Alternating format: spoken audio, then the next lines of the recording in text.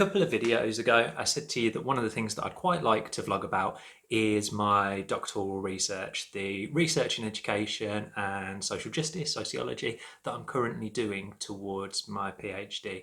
Now, as a PhD is about 90,000 words long, it would be very, very difficult for me to talk about all of it and for you not to have gone to sleep or to have still been interested at the end.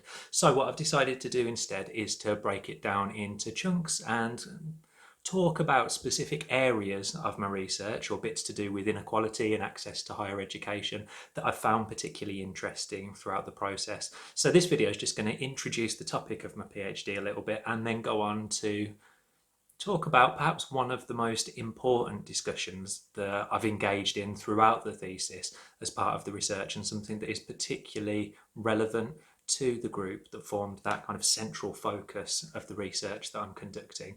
The study itself was based in the Black Country in the West Midlands, and it focused on how white working class males, young white working class males at a secondary school, form expectations towards their future in education and work. The way I did this research was by conducting what's called a qualitative study, so a study that engaged very closely with participants and meant that I was located on site in a school doing participant observation and qualitative interviews for about the period of a year. The study had three overarching research questions, or things that I really wanted to find out.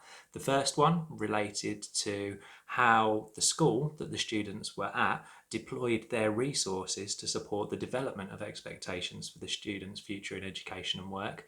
The second one was looking at how the students were able to draw upon social, cultural, economic resources in negotiating their expectations for the future in education and work. So what resources did they have available? Which did they access? Which did they feel were most important in order to get them where they might want to be post finishing their GCSEs, possibly A-levels or a BTEC?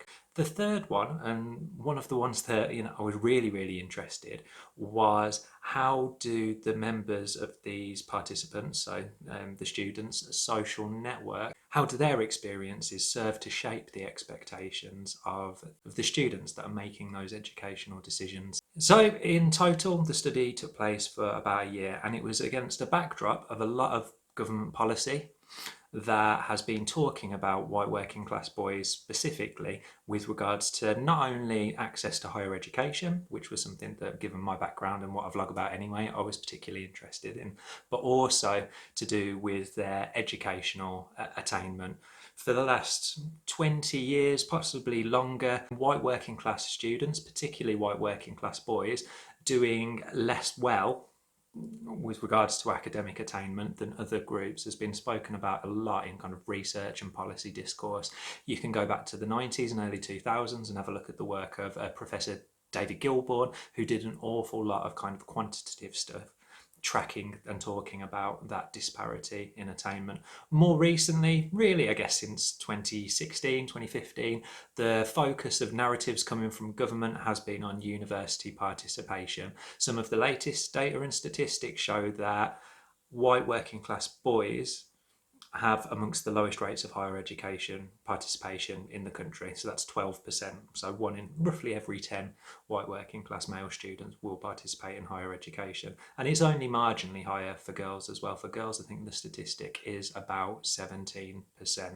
Now, this type of conversation or narrative has brought about a range of different publications from think tanks such as the Higher Education Policy Institute, HEPI, or NEON, National Educational Opportunities Network, who have commissioned large-scale studies to try and first get to grips with the scale of the problem and the disparity and some of the reasons for those, but also to kind of draw an understanding of what it is that we could possibly do as practitioners working in education to level the playing field slightly.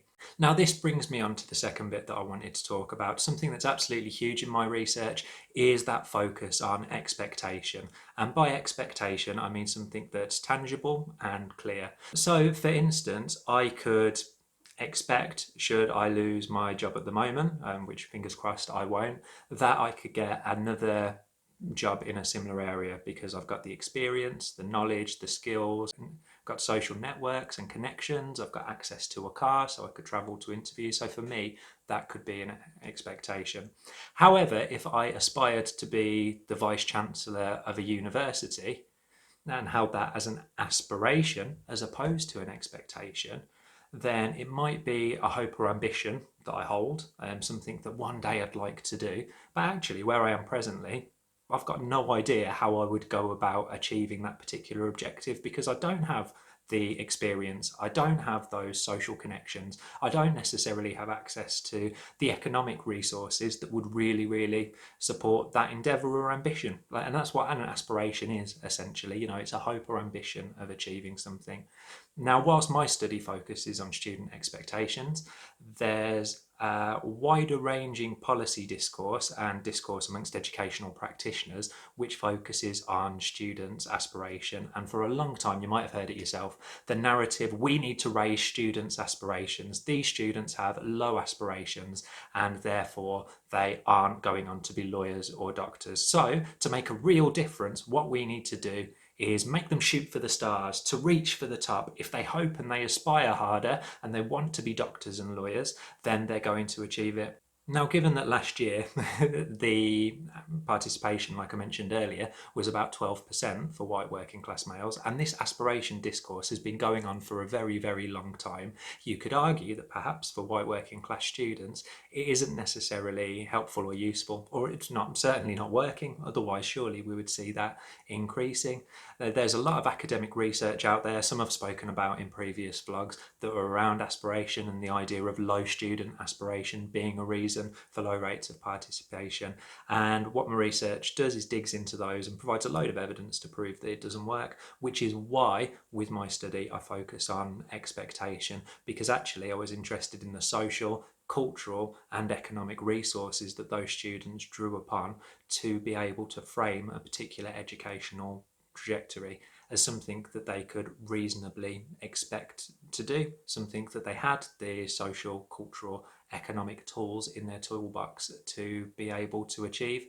And when you phrase something like that, with the aspiration narrative comes with the idea of a deficit discourse, or an idea that, well, if these students aren't going into higher education, it's because they're lacking something. They're lacking ambition.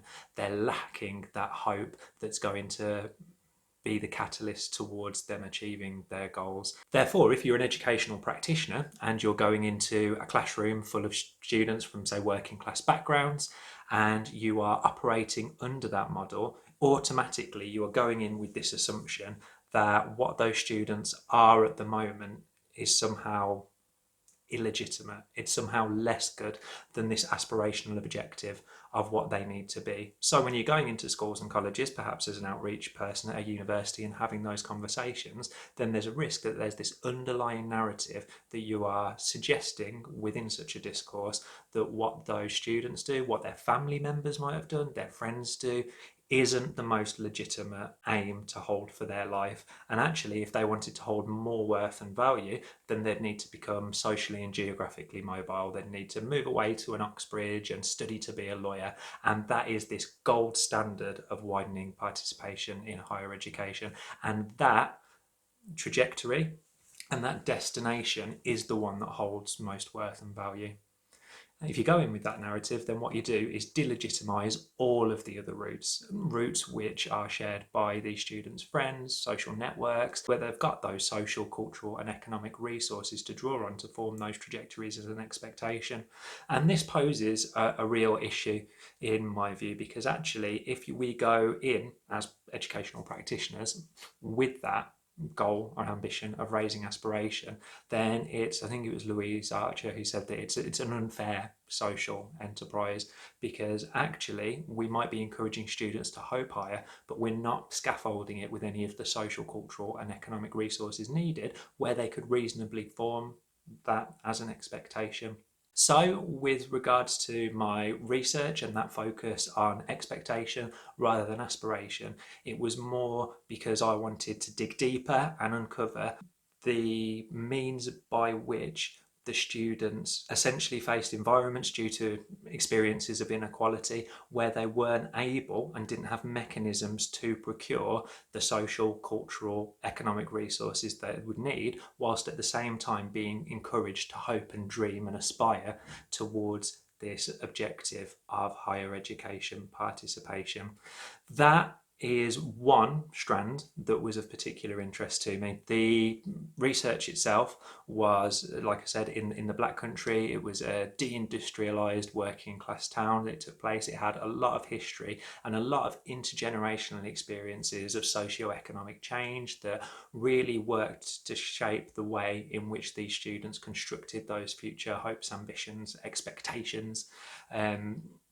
And it's something that was extremely complex. What I would like to do in future videos is a little bit on the conceptual tools that I used. So I used a theorist called Pierre Bourdieu, who's a very famous sociologist, and drew on a lot of his principles. So I'd like to talk to you about those, but also I amalgamated it with a sociological theory of career decision making by Hodgkinson and Sparks that worked very, very well with some of those concepts by Pierre Bourdieu in order for me to understand and interpret the information and the data that I'd collected through the research process. I'd also like to talk to you about the methods that I used within the study, and later down the line I'd also like to share with you some of the conclusions and some of the recommendations that feature within the thesis too. But that's all a little bit later down the line. Really what I wanted to do with this particular video was introduce you to the doctoral research itself, those research questions that I was trying to find out, and to really start to think about the way that we frame future educational decision making, especially among white working class students. Because even now in the media, then, you know, members of staff from Ofsted or HEPI, you know, the think tank, will come out and cite low student aspiration, hopes and ambitions as an explanatory model for why these students don't necessarily participate in higher education.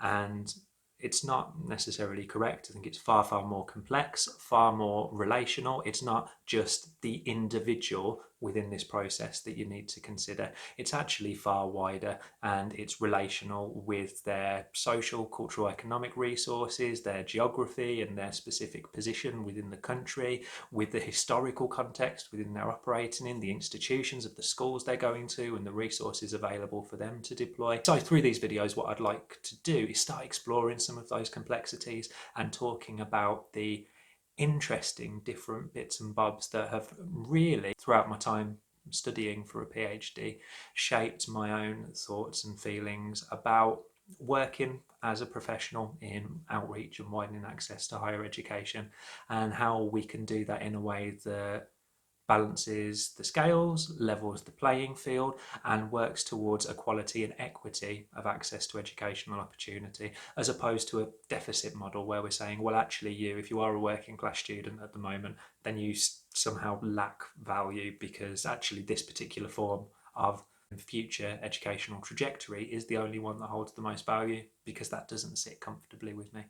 So that's the longest and shortest of it, really, with my research. And there's loads more to talk about, but I've already banged on for about 13 or 14 minutes according to my time. And mind you, it'll probably be less when you watch this because I've edited some down slightly. So maybe 10 minutes, I don't know, see how it goes. Anyway, thanks for watching. Any comments or questions, please drop them below. I'd be really interested to engage. Equally, if there's specific bits that you'd like me to pick up on in later videos, then more than happy to do that too. Hope you're doing well and you're not getting too bored, stuck in the house. My hair's getting fairly long now, and by the time we get, I don't know, another 4 or 5 weeks, I might be looking more like a member of the Beatles than Edgy Detective. So we'll see how it goes. Anyway, that's it from me. I'll see you soon.